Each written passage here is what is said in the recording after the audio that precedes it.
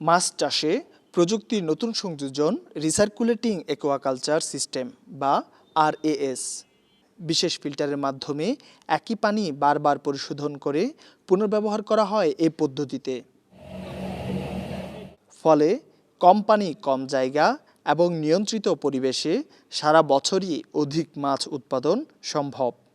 আমরা আসলে উদ্দেশ্য হলো স্বল্প জায়গাতে কম সময়ে অধিক মাছ উৎপাদন করা। শুধু অধিক মাছ উৎপাদন করাই নয়, মাছ চাষ করতে গেলে আমাদের যেটা দরকার, যদি মানসম্মত উৎপাদন না হয়, বিদেশে যারা আমাদের ভোক্তা আছে ওরা সেটা গ্রহণ করবে না। আমাদের যেন বিদেশের ভোক্তাদের তাদের চাহিদা অনুযায়ী আমাদের মানসম্মত যেন আমরা প্রোডাক্ট উৎপাদন করতে পারি, সেই জন্য আমরা চাষিদেরকে মোটিভেশন দেওয়ার চেষ্টা করছি।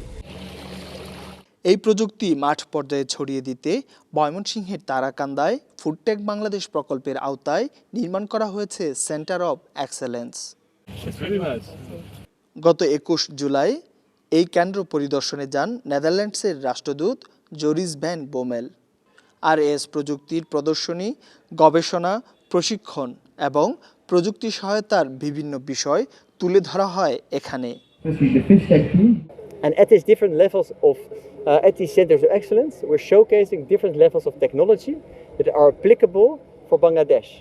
So different levels of technology where we really can leverage technology in order to increase the volume of output per pond.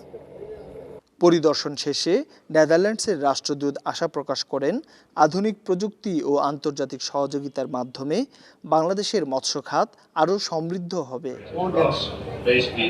Will help Bangladesh to enter more and different markets, also to increase the value of the fish, so the price of the fish in the end for the international market. Of course, we have to make sure that the standards, the international standards, are being met. By this project, by this innovation, you're getting closer to meet those standards, and that will help you in the end. চাষিরা বলছেন, প্রচলিত পদ্ধতিতে মাছ চাষে জমি, পানি ও খাদ্যের ব্যয় বাড়ছে।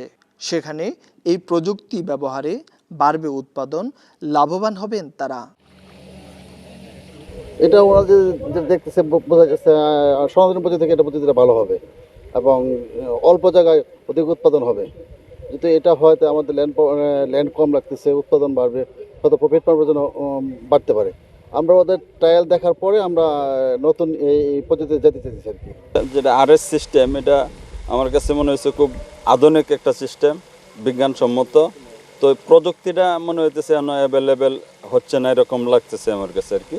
তো এই প্রযুক্তিটা যদি আরও সুন্দরভাবে আমরা পাই, তাহলে আমরা হয়তো এই সিস্টেমে চাষ করলে অনেক লাভবান হওয়ার সম্ভাবনা আছে। বাংলাদেশে এখন সীমিত পরিসরে ব্যবহৃত হচ্ছে RAS প্রযুক্তি। সারা দেশে এই প্রযুক্তি ছড়িয়ে দিতে কাজ চলছে বলে জানান সংশ্লিষ্টরা।